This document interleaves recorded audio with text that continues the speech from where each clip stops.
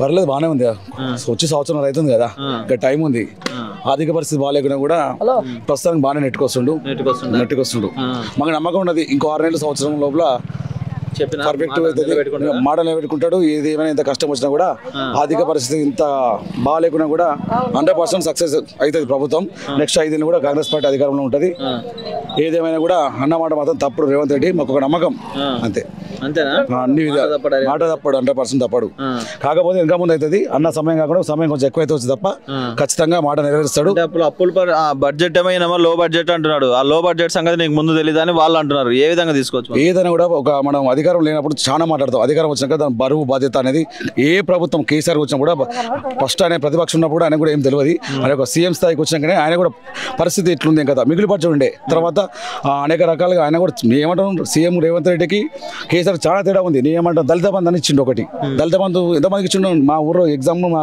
గ్రామం ఉంది 2000 మంది ఓటర్లు ఉన్నారు ఊరు ఒక్కరికి ఇచ్చి దళిత బంధు మిగతా దళితులు లేరా ఊర్లో బీసీ బంధు అని పెట్టిండు పేపర్ లీక్ చేసిండు చాలా నిరుద్యోగుల మోసం చేసిండు ఎవరికి ఇచ్చిండు వాళ్ళ డిపాజిట్ తీసుకోలేదా కుర్మల దగ్గర పైసలు తీసుకోలేదు అడ్వాన్స్ ఇలా చనిపోయిన గొర్రెలు చచ్చిపోయినాయి చాలా గొర్రెలు ఏమి ఇచ్చిండు దాని వల్ల ఎవరు ఏం బాగుపడలేదు ఎవరు బాగుపడరు 100 ఎకరాలు హైదరాబాద్ మొత్తాన్ని అభివృద్ధి చేశాను ఐటీలో అంటున్నాడు కేటీఆర్ గారు ఎవరు చేయలే అది చంద్రబాబు నాయుడు చేసిండు టీడీపీ ప్రభుత్వం ఉన్నప్పుడు చంద్రబాబు నాయుడు చేసిండు తర్వాత వైఎస్ రాజశేఖర రెడ్డి కంటిన్యూగా హైదరాబాద్ డెవలప్మెంట్ అయితే ఉంది ఏం సీఎం రేవంత్ రెడ్డి ఏం చేయలే సీఎం రేవంత్ రెడ్డి మాత్రం ఒక తెలంగాణ ఇచ్చిండు ఆడి వరకు మొత్తం ఒప్పుకుంటాం 100% సారీ సీఎం కేసీఆర్ తెలంగాణ తెచ్చిండు ఆ వరకు ఒప్పుకుంటాము 100% ఆయన కూడా కొంత చేసిండు ప్రజలకు మార్పు కోరుకున్నారు కాబట్టి కాంగ్రెస్ పార్టీ అధికారం వచ్చింది రేవంత్ రెడ్డి సీఎం అయ్యిండు అంటే కాంగ్రెస్ పార్టీ తెలంగాణ ఇచ్చింది కూడా అప్పుడు 100% కాంగ్రెస్ పార్టీ ఇచ్చింది కొట్లాడిన మాత్రం కేసీఆర్ దాన్ని మేము ఎట్లయినా తెలంగాణ ప్రజలు ఒప్పుకున్నాం కాబట్టి 10 సంవత్సరాల పరిపాలన ఇచ్చినాము దానిలో మేము కూడా తెలంగాణ ఉద్యమం చేసినాము చాలా రకాల విద్యార్థులము యువకులం అందరం చిన్న పెద్ద తేడా లేక అందరం ఉద్యమం చేసినాం తెలంగాణ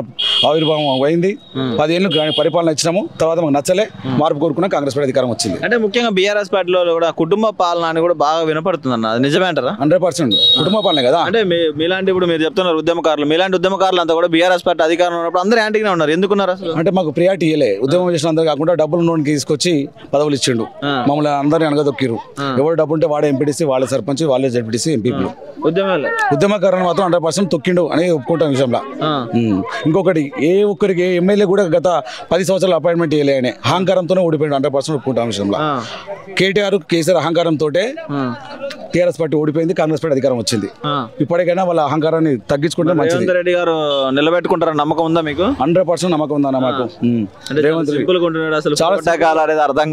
చాలా సింపుల్ గా ఉంటాడు అందరిని కలుపుకొని పోతాడు ఆయన కూడా ప్రజలలో ఊర్లలో ఏం తెలుస్తుందో ఏం జరుగుతుందో అని ఇంటెలిజెన్స్ రిపోర్ట్స్ ఆయనకు ఉన్నాయి ఖచ్చితంగా టైం పడుతుంది ఒక 6 నెలల జెడ్పీటీసీ స్థాయి నుండి ఎమ్మెల్యే స్థాయి నుండి ఎంపీ స్థాయి నుండి అన్ని నువ్వు జెడ్పీటీసీ స్థాయి నుంచి వచ్చినావంటే ఒక సీఎం స్థాయికి వచ్చినావంటే మామూలు విషయం కాదు కష్టపడ్డాడు యూత్ 100% ఆదర్శం సీఎం రేవంత్ రెడ్డి దాంట్లో మాత్రం ఎలాంటి సందేహం లేదు ఖచ్చితంగా ఇంకో 10 ఏళ్ళు మాత్రం కాంగ్రెస్ పార్టీ అధికారం ఉంటుంది దాంట్లో వేరే ఏం లేదు రేవంత్ గారు నడపగలుగుతారా 100% నడుపుతారన్న రుణమాఫీ చేస్తుండో నేను కావట్లేను ఇప్పటికీ 60% రుణమాఫీ అయింది 60% రుణమాఫీ అయింది ఇంకా 40% గాలే అది కూడా చేస్తాడు నేమంటున్నా ఆడ బడ్జెట్ లేదు మన ఎన్ని అన్నా కూడా వేస్ట్ ఎందుకంటే ప్రభుత్వం నడిపేటువంటి తెలుస్తుంది బాధ ప్రజలకు యజమానికి తెలుస్తుంది ఆ ఇంట్లో తల్లిదండ్రులకు తెలుస్తుంది తప్ప పిల్లలకు తెలుస్తుందా కుండ నిండా అన్నం వండి పెడతాం అప్పుడు అందరికి అన్నం పెట్టచ్చు కుండ అన్నం సగం ఉంటుంది కొంచెం కొసరి పెట్టాల్సి వస్తుంది మా కడెన్సీ గారు ఇదే చెప్తాడు మేము అదే చెప్తున్నాము ఏదేమైనా కూడా కాంగ్రెస్ పార్టీ ఇంకో 10 ఏళ్ళు అధికారంలో ఉంటుంది మా యువతకు ఆదర్శం సీఎం రేవంత్ రెడ్డి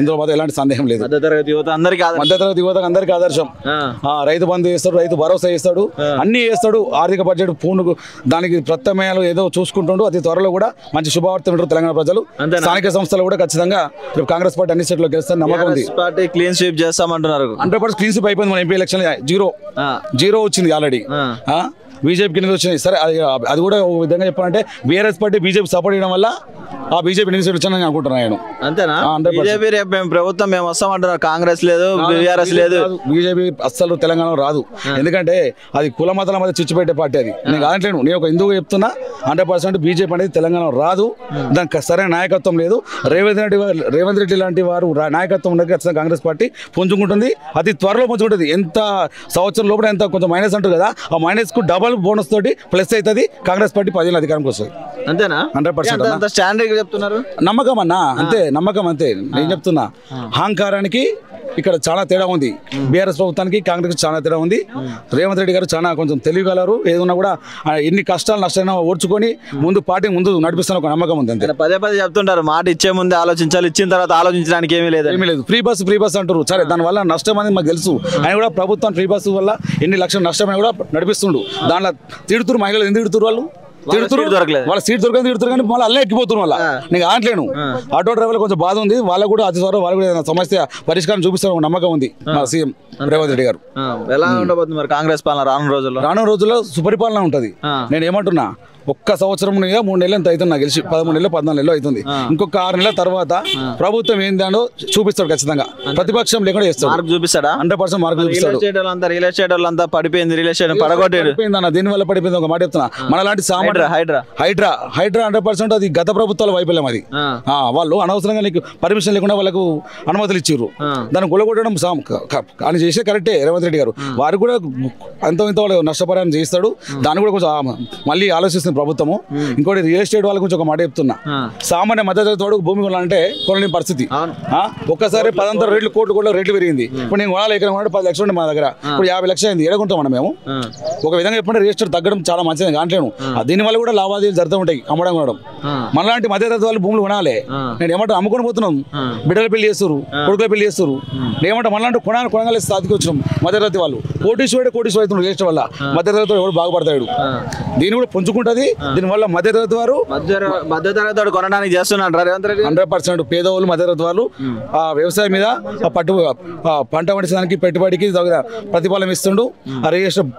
మనలాంటి సామాన్య మనుషులు కూడా, సామాన్య వ్యక్తులు కూడా ఒక అదే క్రమం 10 గుంటల భూమి కొనడానికి కూడా జరుగుతుంది. దీనివల్ల చెప్పండి మధ్యతరగతి వరకు మాకైతే ఎలాంటి నష్టం లేదు. 100% 2 సంవత్సరాలలో ఖచ్చితంగా పార్టీ పుంజుకొని ఇప్పుడు ఉన్న దానికన్నా డబల్. ఓకే అన్న, thank you. Okay, thank you brother.